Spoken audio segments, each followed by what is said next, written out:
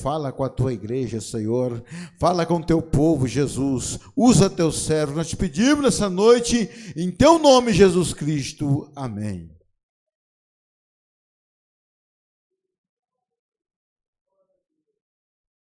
Saúde, amada igreja, com a paz, nosso Senhor e Salvador Jesus Cristo. Que a paz continue sobre a igreja. Irmãos, abra comigo a Bíblia, no Evangelho de Jesus, segundo escreveu Marcos, capítulo de número 16.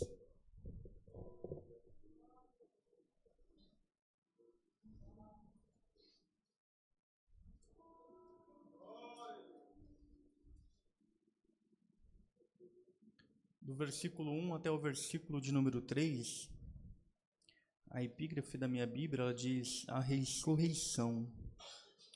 E passado o sábado, Maria Madalena, Salomé e Maria, mãe de Tiago, compraram aromas para irem ungí-lo. E no primeiro dia da semana, foram ao sepulcro de manhã cedo, ao nascer do sol.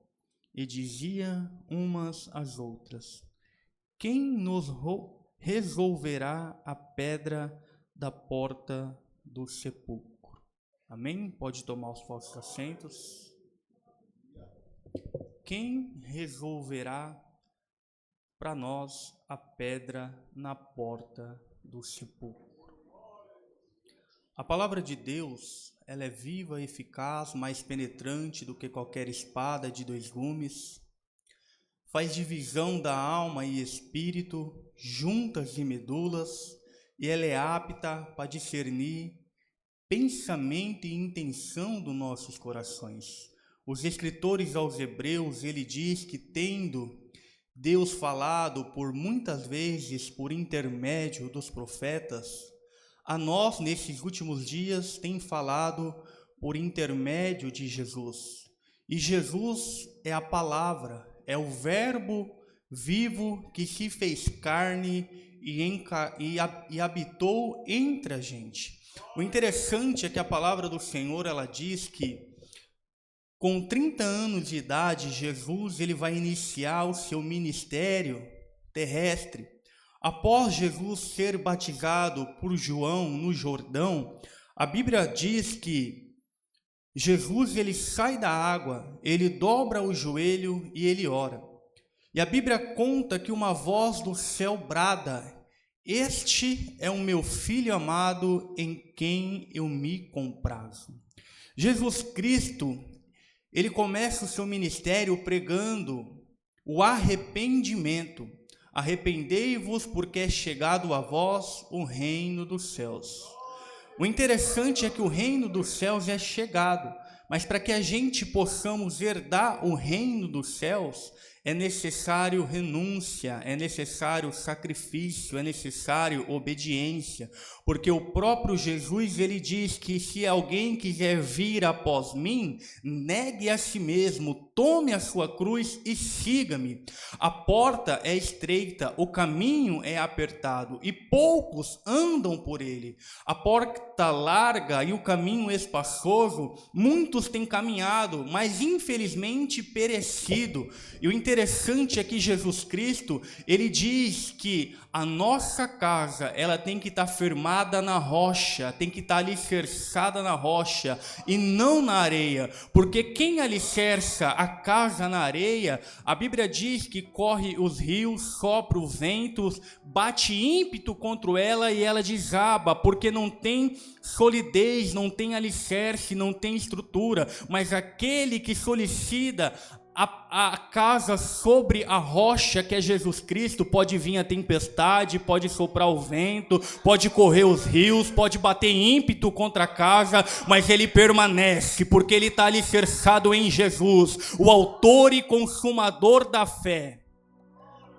A palavra do Senhor, ela conta que Jesus Cristo, ele vai ensinar os discípulos. O interessante é que as pessoas no ministério de Jesus começam a agregar, começam a se aproximar.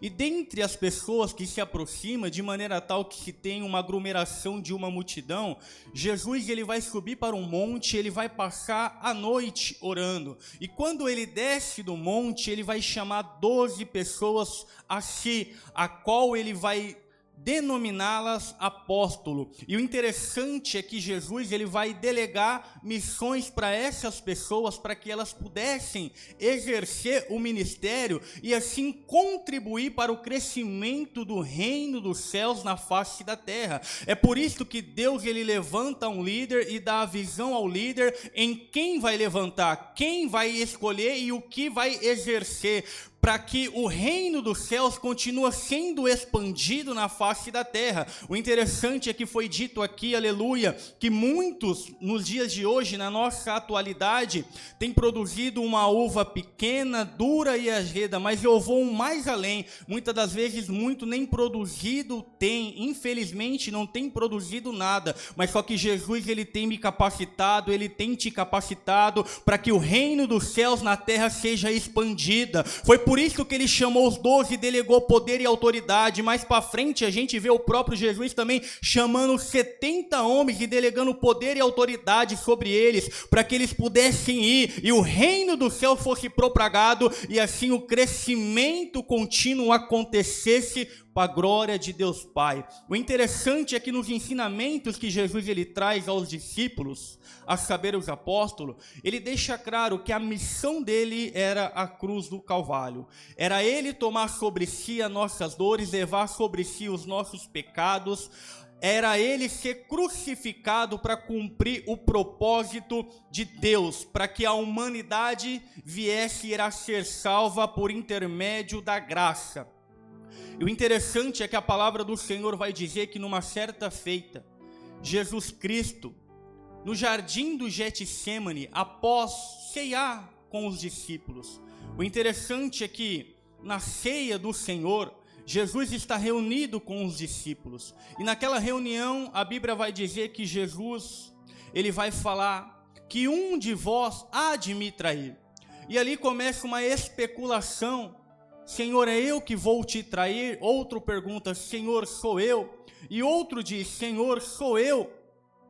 E todo mundo atento, afinto, querendo saber quem trairia Jesus, quem trairia o mestre. E o interessante é que Jesus, a Bíblia conta que João, o único que traz à tona a revelação de quem o trairia, ele vai dizer, aquele a qual eu der o bocado molhado, e tendo molhado o bocado deu para Judas. E a Bíblia vai dizer que Satanás ele entra no coração de Judas e Jesus vai dizer para Judas, o que tendes fazer, faça-o depressa. Só que ninguém entendeu o que Jesus havia dito para Judas. Pensaram, ele deve ter pedido para que Judas fosse comprar comida ou dado alguma esmola para algum pobre, socorrido alguma viúva, porque Judas ele era o tesoureiro, ele andava com a bolsa. Mas só que Satanás havia entrado no coração de Judas. Judas sai, ele já tinha combinado com o sacerdote da época entregar Jesus por 30 moedas de prata. E naquela ocasião a Bíblia vai dizer que ele entrega Jesus. Jesus sai da ceia, vai para o jardim do Getsêmani e convida os discípulos a orar, a saber, Pedro, João e Tiago. Alguns ficam um pouco mais para trás, Pedro e João acompanham ele um pouco mais adiante. Ele pede para que os discípulos orassem com ele, vigiassem com ele, e ele ora a Deus, e na oração Jesus ele fala, Pai, se possível, passa de mim este cálice, mas não seja feita a minha vontade, mas a vontade do Senhor. E quando ele volta, a Bíblia diz que ele vê os discípulos adormecidos, e ele vai dizer, não podeis vigiar nem sequer uma hora, orai e vigiai para que não entreis em tentação. Na verdade, o espírito está pronto, mas a carne é fraca. E Jesus ele volta e vai orar novamente, e quando ele está orando, ele vai repetir as palavras: Senhor, se possível, passa de mim este cálice, mas não seja feita a minha vontade, mas a vontade do Senhor. Lucas, ele vai falar que o suor de Jesus naquela madrugada vai se tornar em gotas de sangue. O interessante é que Deus, vendo a aflição do Cristo, ele vai enviar os anjos para poder consolar, porque quando o crente está aflito, Deus, ele manda socorro do céu para poder socorrer e tirar a angústia do coração. E a palavra do Senhor, ela diz que Jesus, ele volta e pega os discípulos dormindo. Isto acontece por 3 vezes. E Jesus, ele fala: basta, é chegada a hora. E de repente chega naquele local Judas, trazendo consigo o sacerdote, o sumo sacerdote, trazendo consigo alguns soldados. E a Bíblia vai dizer que com um beijo Jesus, ele é traído e é entregue para o soldado. E quando Jesus é questionado: é você que é Jesus? E Jesus responde: eu sou. A Bíblia vai dizer que todos caíram com o rosto em terra. Então eles se afastam e voltam de novo e perguntam: é tu, Jesus, a quem nós buscais? E ele disse: sim, sou eu sou. E naquele momento Jesus é preso. A Bíblia diz que Pedro andava com a espada. Ele vai desembanhar a espada da bainha e ele vai cortar a orelha do sumo sacerdote, do servo do sumo sacerdote, a saber, Malco. E o interessante é que naquele momento Jesus, ele fala para Pedro: Pedro, guarda a tua espada, porque se eu rogar a Deus agora, legiões de anjos virão e não deixaria acontecer o que está acontecendo, mas é para isto que eu vim, para cumprir o propósito de Deus. E qual é o propósito? Porque Deus amou o mundo de tal maneira que entregou o seu Filho unigênito, para que todo aquele que nele crê não pereça, mas tenha a vida eterna. Então Jesus, ele veio neste propósito de se entregar na cruz do Calvário por mim e por você, para que eu e você pudéssemos ter vida e vida com abundância. Mas a palavra do Senhor, ela conta que Jesus, ele vai restaurar a orelha de Malco, porque o crente, até na dor, até alguém levantando calúnia contra ele, até alguém querendo intentar mal contra ele, ele sabe exalar o amor, ele sabe liberar o perdão, ele sabe dizer: eu te amo, você está procurando o meu mal, mas eu quero o teu bem, em nome de Jesus. E a palavra do Senhor diz que Jesus Cristo é levado até a casa do sumo sacerdote, e ali ele vai ser julgado. A Bíblia vai dizer que ele vai ser condenado sem culpa alguma. E o interessante é que Jesus, ele vai começar agora a ser escarneado, ele vai ser humilhado, gospe em seu rosto, maltrata o nosso mestre, tecem uma coroa de espinho e força para entrar na sua cabeça, perfurando a pele e o seu crânio, e assim fazendo com que ele começasse a sangrar. A Bíblia conta que o carrasco vai pegar um azorel, um chicote com pontas de ferro e ponta de ossos cortantes na ponta, e vai dar uma quarentena de chibatada menos umas, a saber 39 chibatadas no corpo de Jesus, dilacerando totalmente as suas costas. Aonde a ponta daquele chicote pegava, arrancava pedaço de couro, pedaço de carne do nosso mestre, mas ele suportou a dor, ele suportou a humilhação, ele suportou a aflição por mim e por você. Sabe por quê? Porque ele nos amou e ele nos ama, aleluia. Ele ama aqueles que o amam, e é por isso que ele se entregou, para que eu e você pudéssemos ter vida. E o interessante é que Jesus Cristo agora ele vai ser obrigado a carregar a cruz pesada colina acima, até um lugar chamado Gólgota, o lugar da caveira. E o interessante é que Jesus, pela via dolorosa, ele começa a subir carregando a sua cruz, aonde ele seria crucificado. E ali as pessoas escarnecendo dele, xingando ele, cuspindo nele, empurrando ele.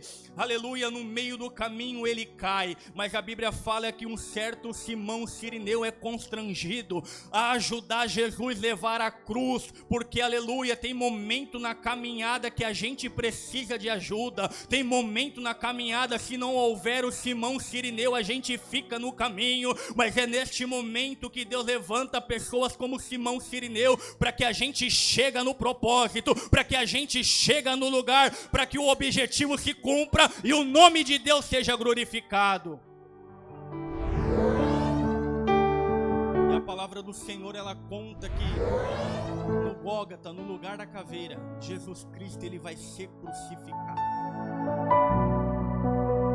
As suas mãos vai ser pregadas, os seus pés vai ser pregados. Jesus está no centro, a um lado, na direita existe um salteador, um bandido, à sua esquerda existe outro bandido. A Bíblia conta que um dos bandidos, de um daqueles que estava crucificado junto com Cristo, começou a dizer: olha, se tu é o Cristo, desça daí, salva a ti, salve a nós. Mas o outro dizia: olha, você não teme nem a Deus, estando debaixo da mesma condenação, do mesmo julgamento. Nós estamos aqui porque somos culpados, mas este aí não fez nada de ruim para merecer o que ele está passando. E ele olha para Jesus e diz: lembra de mim quando entrares no teu reino. E Jesus responde para ele: hoje estará comigo no paraíso.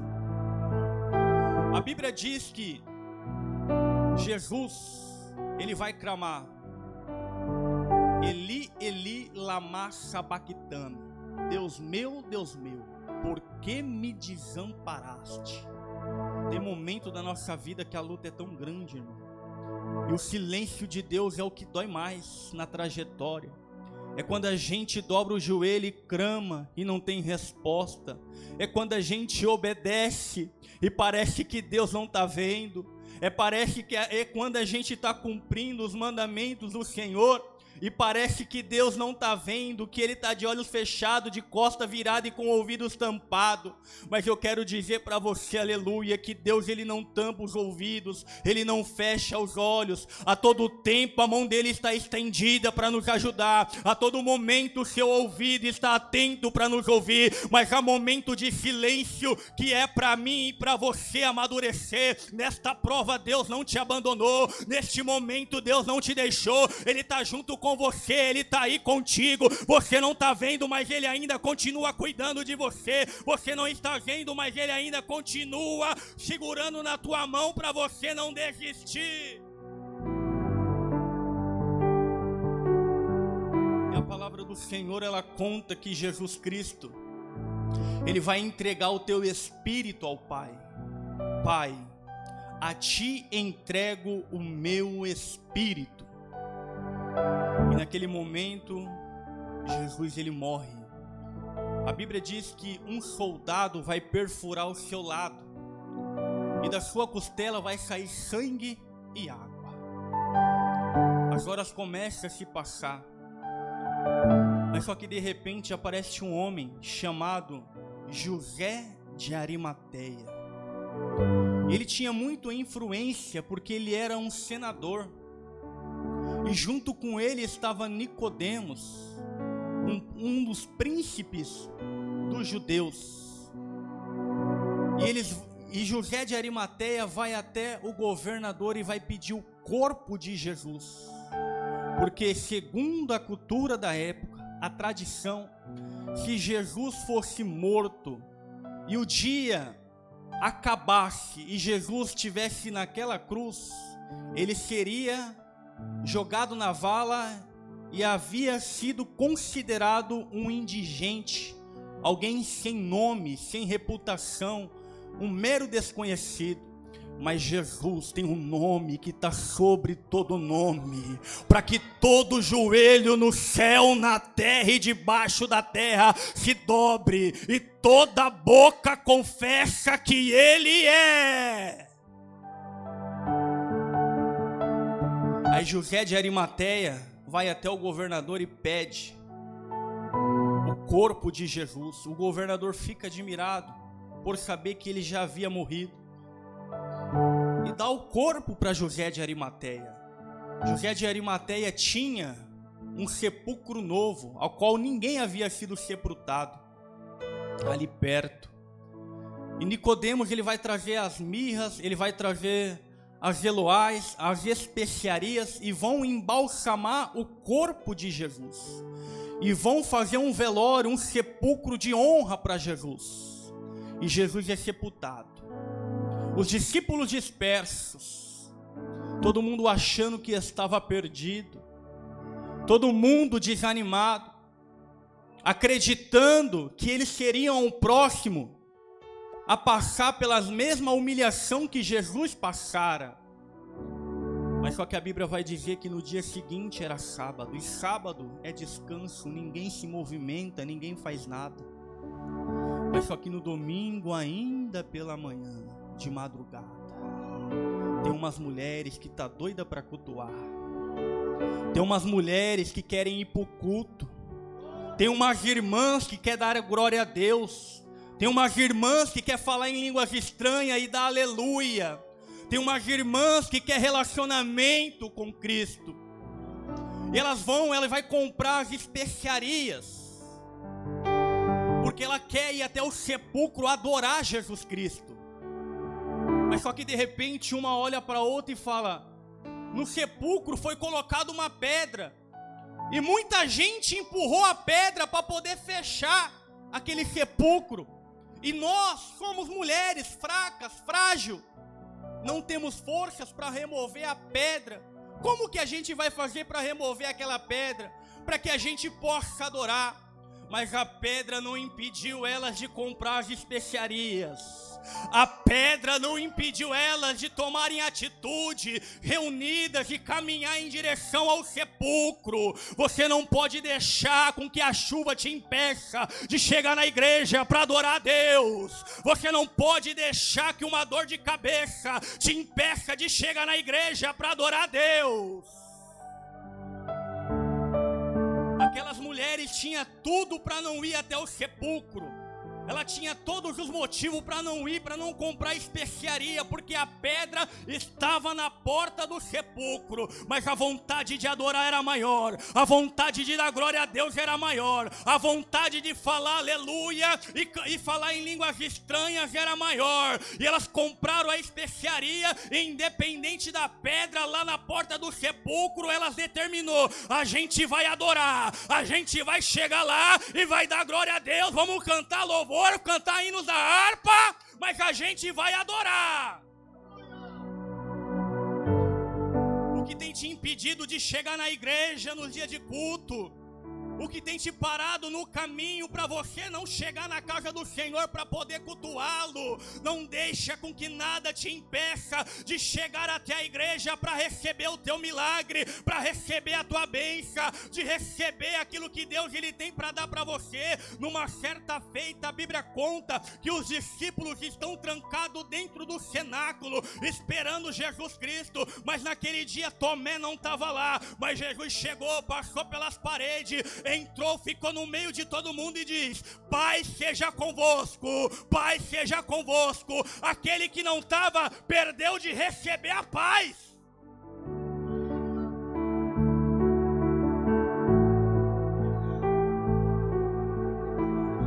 Eu quero que você entenda, quando você deixa de vir no culto, você deixa de receber algo da parte de Deus. Eu quero que você entenda que quando você deixa de vir até a igreja, você deixa de receber algo que Deus ele tem para te dar. É uma resposta de uma oração, é uma palavra que é liberada no altar, que vai te dar uma direção, que vai mudar a tua vida, que vai mudar o momento que você está vivendo. Não deixa de vir no culto, não deixa de adorar a Deus. Eu não sei o que tem te impedido, mas Deus tem dado essa palavra. Eu confesso para a igreja que a minha vontade como homem era falar em 2 Reis, capítulo de número 4. Mas Deus começou a ministrar no meu espírito e me levou para esse texto. E eu quero dizer para você que Deus ele está falando conosco. Não deixa de vir para adorar, não deixa de vir para me cultuar, não deixa de vir. prazer imenso de estar na casa de Deus. Por esses dias eu tenho ficado muito triste, porque eu tenho trabalhado até tarde da noite, e dias de culto e não posso estar aqui, mas Deus conhece os nossos corações, e Ele sabe que a minha vontade é estar aqui, que a minha vontade é estar cultuando, porque aqui na casa de Deus, aleluia, a tristeza ela pula de alegria. Na casa de Deus, aleluia, as enfermidades batem em retirada. Na casa, aqui no lugar que a gente se reúne para glorificar Deus, Deus ele trabalha, o Espírito Santo desce, ele tira o cansaço, ele tira a dor, ele tira a tristeza, ele tira a fadiga, ele faz a gente liberar perdão, ele toca, mas a gente não sai da mesma maneira que entra.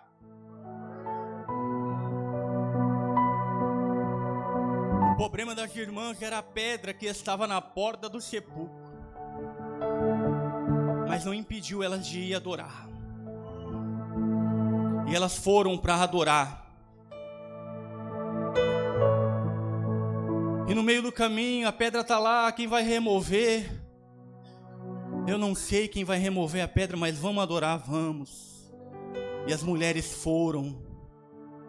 E o interessante é que quando elas chegaram, e elas tiveram visão do sepulcro, a pedra ainda estava lá, mas naquele momento, um anjo desceu do céu, bradou na terra, e a pedra foi removida.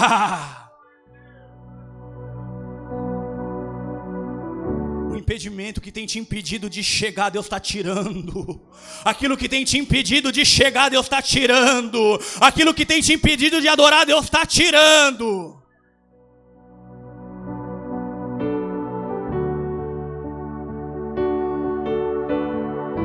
A Bíblia fala que os soldados que estavam ali caíram com o rosto em terra, com muito temor e medo. E fugiram. Mas as mulheres ali ficaram, porque elas queriam adorar. E o anjo disseram para elas: não temas, pois eu sei que buscais Jesus. Ele não está aqui, mas ressuscitou. Venha, vê o lugar.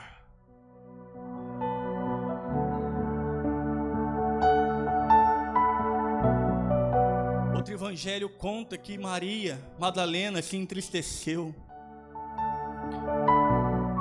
porque ela achou que tivesse alguém roubado o corpo de Jesus. E de repente, ela vê uma pessoa e ela acha que é o hortelã, o jardineiro. Ela se aproxima daquele homem e fala: olha, diga para mim aonde colocou o corpo do meu Senhor, que eu vou buscar, eu quero adorar.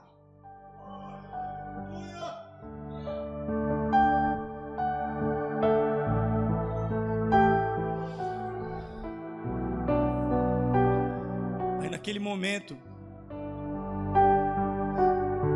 o homem vira e fala: Maria. E ela conhece a voz de Jesus. E ela se prostra e ela começa a adorar: Rabone, meu mestre. Não tem prazer maior do que adorar a Deus, irmão.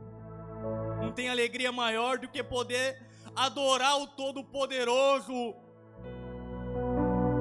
Nada se compara com o prazer de poder adorar o Deus Todo-Poderoso. Já ouviu aquele hino? Era pobre, perdido, sem Deus, sem Jesus, quando Ele estendeu a sua mão para mim. Eu vivi uma vida sem sentido, mas quando Ele estendeu a sua mão para mim, quando Ele estendeu a sua mão para minha casa, para minha família, a felicidade chegou junto, a alegria chegou junto. E como eu não vou adorar um Deus deste? Como eu não vou prestar culto para esse Deus? Como eu não vou reverenciá-lo? Como eu não vou dar o meu melhor para Ele, se Ele deu o melhor dele para mim?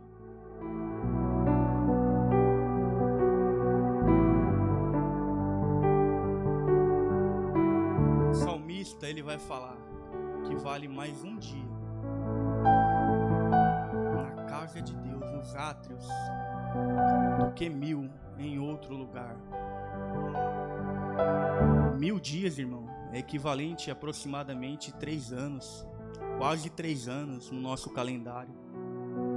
Um único dia nos átrios, na presença de Deus, vale por mais de 2 anos e meios. Não tem outro lugar melhor do que estar na presença de Deus. Aqui é um templo, um lugar consagrado a Deus que nós se reúne, eu e você, a igreja, sabemos disso. Templo e morada do Espírito Santo.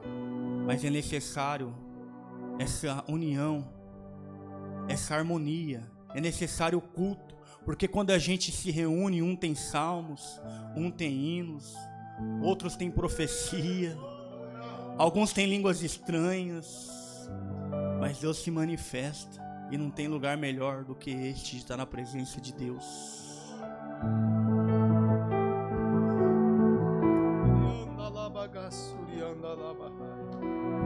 Fiquemos em pé, queridos irmãos. Glorifique a este Jesus. Ele é digno de ser adorado.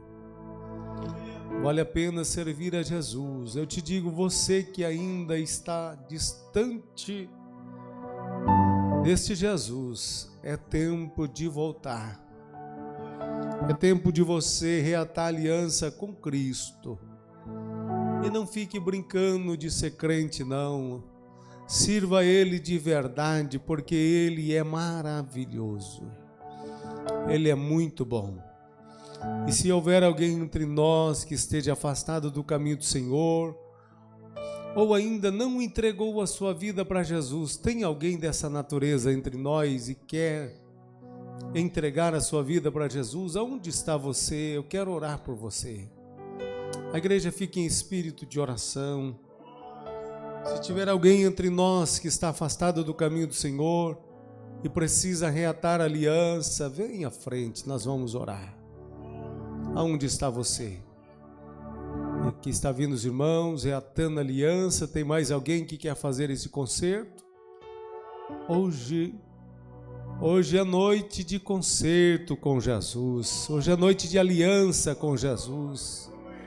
Hoje é noite que Jesus quer reatar a alegria contigo, quer ir contigo para casa, quer segurar na tua mão e te dar vitória, quer escrever seu nome no livro da vida novamente. Talvez você até goste de vir aos cultos, estar adorando a Deus, ouvir os hinos, mas eu quero te dizer, vale a pena adorar a Jesus, viu?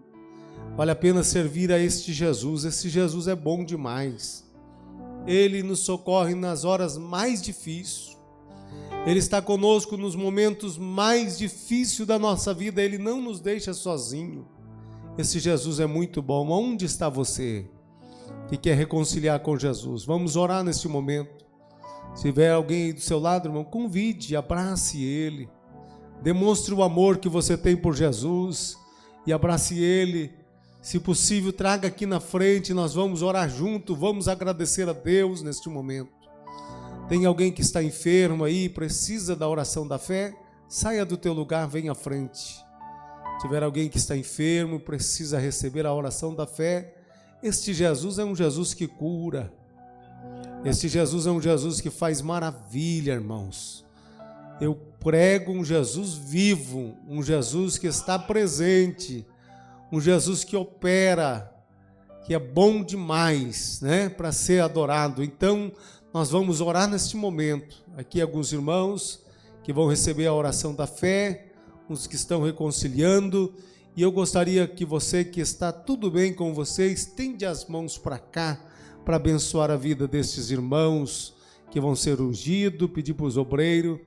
Nós louvamos a Deus pela vida do nosso irmão Miqueias, que foi trocada a credencial dele nesta conversão também para pastor, que ele possa ali abençoar aqueles irmãos ali também, né? Nós somos gratos a Deus por tudo que Deus tem feito por nós. Os obreiros que ali puderem descer, irmãos, e abençoar, faça isso. Querido Deus, eterno Pai, nós te agradecemos pela tua palavra.